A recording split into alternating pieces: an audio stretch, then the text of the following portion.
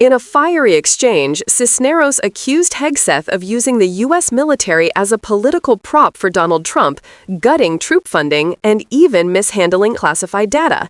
But the line that shook the room?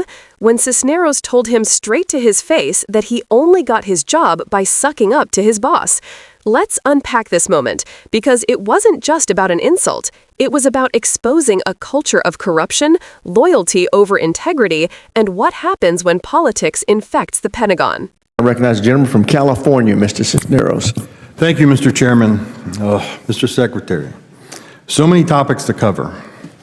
I represent California's 31st District, located in Southern California, where you've deployed the National Guard and Marine Combat Battalion in an effort by this administration to provoke a confrontation.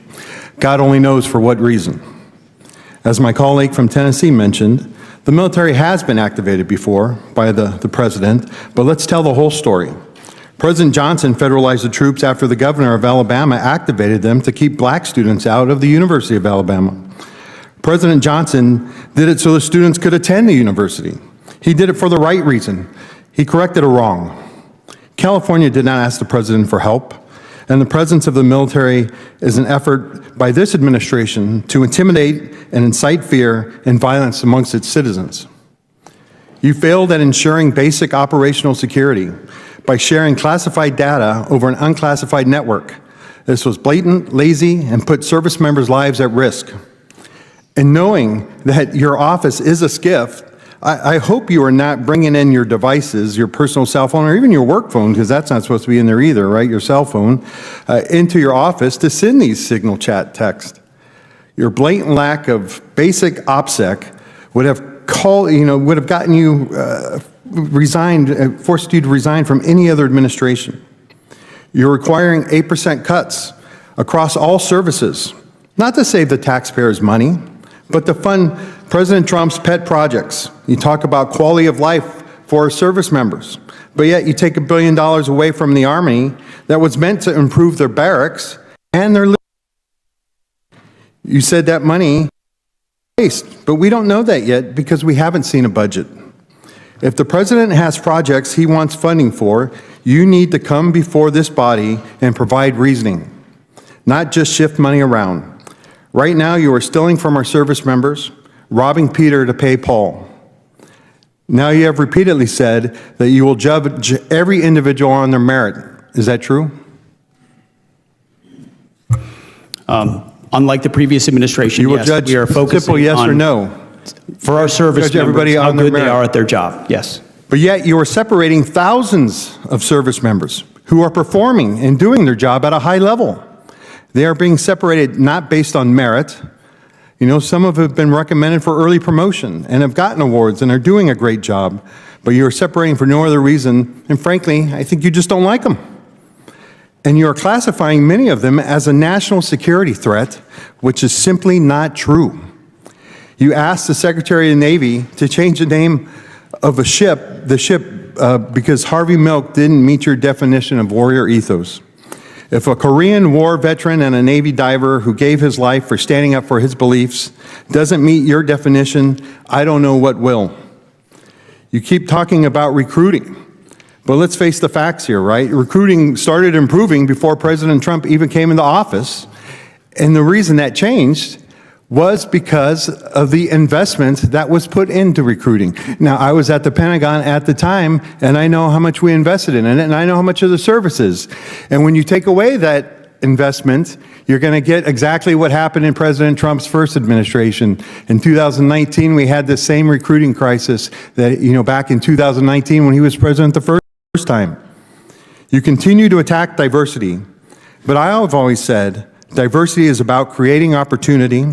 And I have seen plenty of individuals, many of them enlisted members, who when given the opportunity have succeeded, not because of their sex, not because of color, not because of their sexual identity, but because of their worth ethic and merit.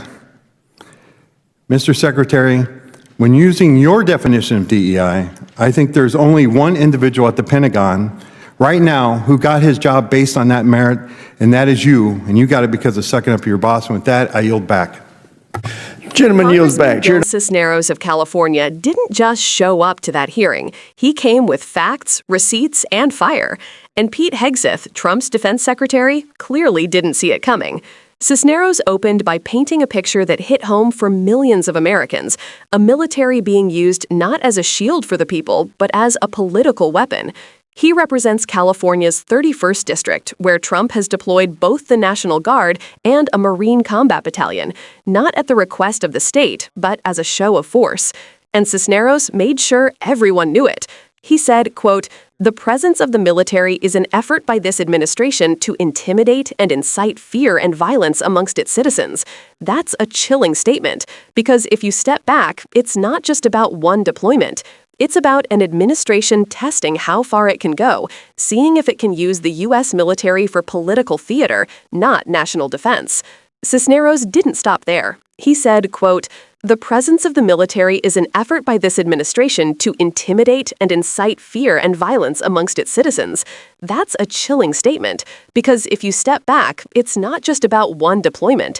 It's about an administration testing how far it can go, seeing if it can use the U.S. military for political theater, not national defense.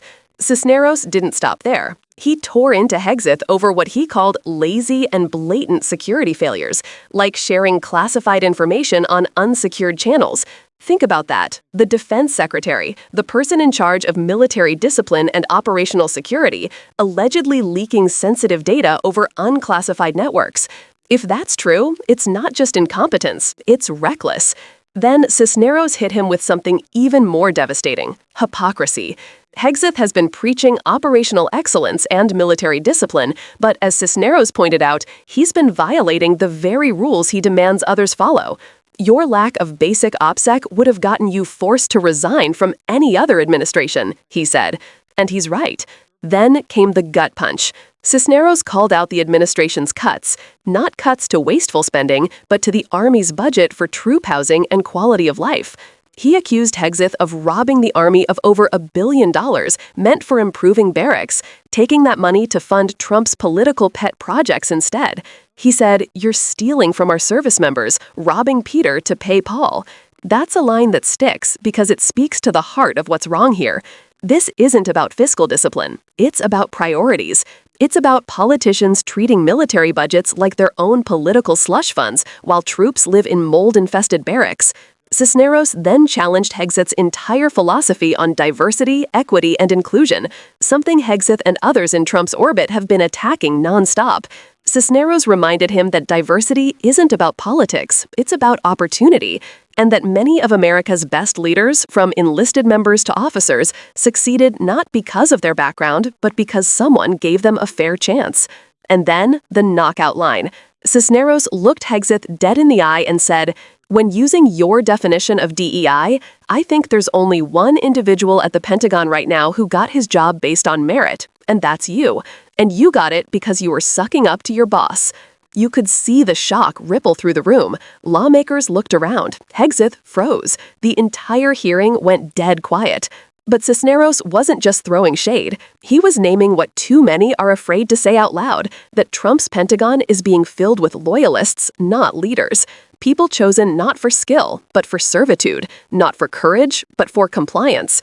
The truth is, Cisneros' words strike at something deeper. It's about the erosion of accountability, a culture where loyalty to Trump trumps loyalty to the Constitution. And if you've been paying attention, that's exactly how democracy gets undermined, not with tanks in the street, but with silence in the hearing room. Cisneros refused to stay silent. He drew a line, not just for himself, but for the countless service members who actually serve for the right reasons. Because, let's be honest, you can talk about patriotism all day, but if you're cutting troop housing funds, if you're misusing classified info, and if you're deploying soldiers against citizens, you don't love America. You love control. So when Cisneros said, "You got your job by sucking up to your boss," it wasn't an insult. It was the truth, wrapped in fire.